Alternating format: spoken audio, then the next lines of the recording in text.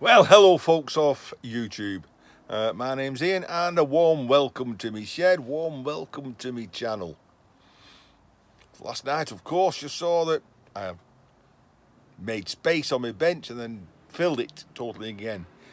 But we did get some, well, what I thought was interesting, something, because I don't know what it is, out of it. And that's what this is tonight. I want to show you, and then maybe you can tell me what it is. There was a comment, I think it was by Fat Sam. He said like something, I went, no. Tonight I'm driving home with blinkers on. Not literally blinkers, because you've got to be able to see your mirrors as you're driving. But I'm driving home, focused, just to the front. And that way I won't see anything. I can't bring anything home. Makes sense, doesn't it? In a kind of convoluted kind of way. But I didn't mean I came home with nothing. In fact, the only thing I came home with was what somebody brings me from, they save up all my tin foil, which you've seen me compress into blocks and cubes. You know, doesn't seem a lot, but I keep saying it, every little helps. Bag of that every week. Sooner or later you're taking in 20 kilograms of aluminium to the yard. We'll squeeze through a little bit. We've already started a little. We've done one bag. Inside that was some bungee cords, which allowed me to wrap up that cable and hang it from my sky hooks. There was, you can't even see it down there, can you? I'll lean out the way. There was a bunch of stainless steel brick ties. Okay, a brick tie. So in the UK type of house construction, you have 2 rows of bricks with I think it's a 9-inch gap between them. That'd be 7-inch. Someday I'll show you header brickwork. That's old school. Solid wall with a brick lying across to tie them all together. These days they use stainless steel ties. So that goes on top of one brick, that goes on top of the other brick. Cement goes on top of both sides. Through the eye, keys into the hole in the brick above, the hole in the brick below, ties both sides of the wall together. I might have to look what they're worth, because a stainless steel, they ain't worth a great deal. There's about 50, but if there was 10 pence each, that's £5. If I sell them, they could be 25 pence each. I've no idea. I might Google it, but otherwise it's just a few ounces of stainless steel. But every little helps. So initially folk might be thinking, oh really, you're really picking those bags up out of that skip? Well, you get some bags for rubbish.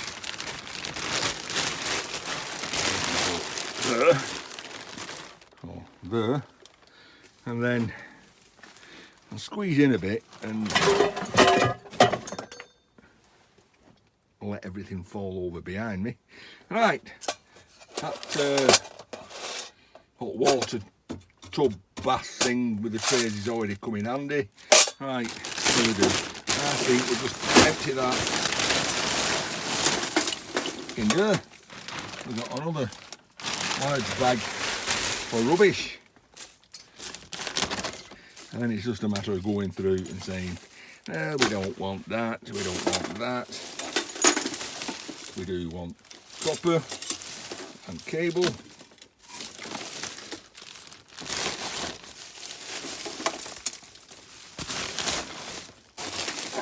We get in there, we're letting the dog see the rabbit here. Oh, these are nice, these solar panel connectors. They have a specific name. I'm told they sell it about £15 a pair. There's usually a Ethernet cable comes with it. There we go. So we decide whether we try to sell them on the flea bay. You cut them off, which I have done on one. There is quite a thick cable, a little bit thicker than that, of tinned copper. As you know, I'll say it again, every bit helps. Right, so not a great deal, but we've got scraps of singles, which is, you know, quite thick, easily strippable. We have stainless steel anchor bolts. We always get a few of these nickel plated copper ferrules, and you'll be surprised when you start getting 50 of those. They weigh quite a bit. Right, I'll clear this. We'll get to the lamp, then we'll get to that thing that I wanted to show you. Well, with the other bag emptied and we're beginning to see the floor, we've just got some more twin and earth, more cable, a little bit of ironing things, something interesting. We'll get to them in a second, and big chunk of aluminium. We've got some more iron and aluminium there. I'll just strip this wire because that is building up nicely.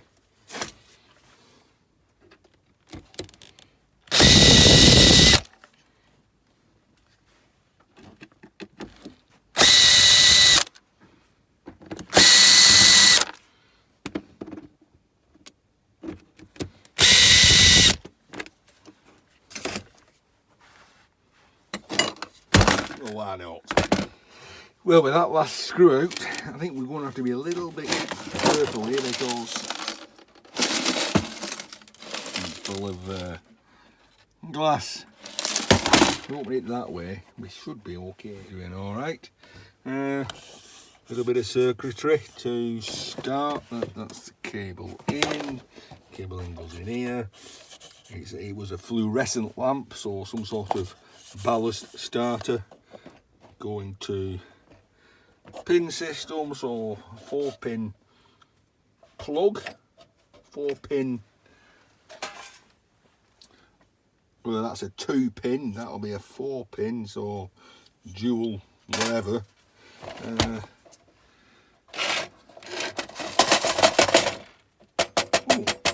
Could be aluminium.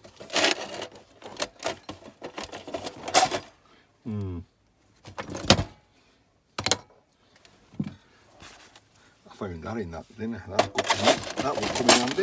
Oh, winner, chicken dinner. One-handed, not good. Oh, there we go. And I'm going to say that's plastic. Hey! Well, here's me watching you watching me. Or me watching you watching me. Ian, stop taking whatever you're taking. Brass. How low do you go? Right. Well, they all add up, including tiny little bits of cable. Singles. Tiny singles for me. Tiny singles bag. Couple of caps, small transformer. It's there, isn't it? How low do you go?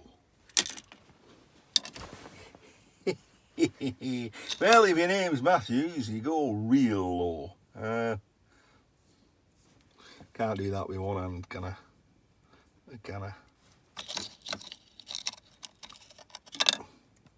Nah.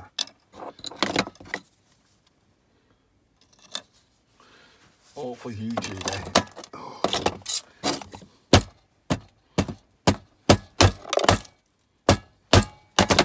There you go. A little bit of brass. A surprising amount of copper on one of the other ends.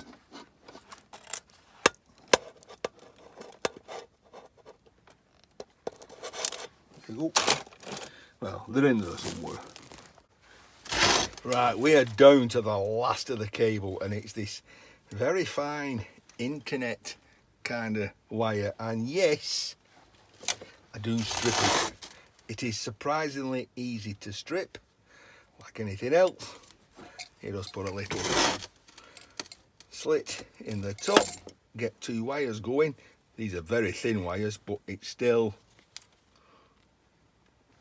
pulls out. To me, it's, well, to anybody that's not worth it. That really should go in as household cable. I don't know where it's going. Crap cable. But at the moment, as I said, this is to me more about space, and that takes up a lot less space than that will. Right, let's get finished. So we're on low battery mode now, so we've basically gone through the bags. Okay, we've got a surprising, nice little handful of bright wire, some brass, more cables to strip. A decent amount once it's stripped. We've got a bunch of screws and things, and we've got, appears to be on off switches, so there'll be some copper and silver contacts in those. Oh, look at it. Just every time you think you've just finished and you've not. Still, nice little treasure trove, isn't it? Right. I've still not got around to showing you what I wanted to show you. Right, see if I can get this done before my battery runs out. Right, well, I picked these up and I said, what are these? I don't know. So, I did. I took one out. We've got a little shiny brass end. We've got 3 holes in it. We've got O-ring and O-ring. Interesting. Right, it unscrews. And it's empty. That's why I knew there were 3 holes in it. But, and you can't see, that brass bit there goes to a spike on the inside. You're not going to be able to see that, but take my word for it, on the inside there is a little brass spike. We've got an O-ring there. So, it says to me, right, you put something in there, a vial, something that's pressurised even, and as you screw it up,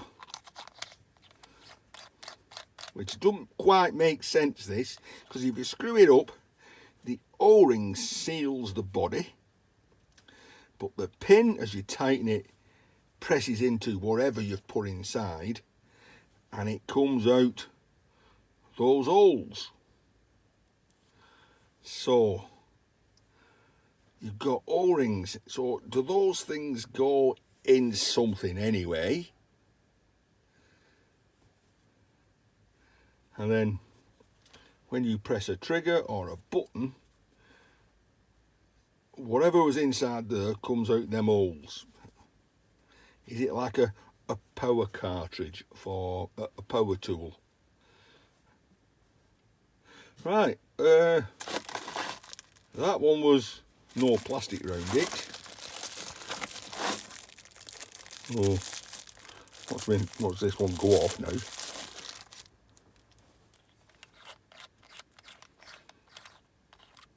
Oh no, that's empty. Right, anybody got a Scooby-Doo? What that is? Because I don't. But, having said that, we did find this in there. It's magnetic, it's USB powered, and it's got an hole in, and again you can't tell, but if I stick my finger in there, there is a small spike at the bottom of that. You see it? There we go. So what happens there? You plug that in, it's gonna get hot. It's gonna get hot. I've no USB, so I can't plug it in. Oh well. Anybody any ideas?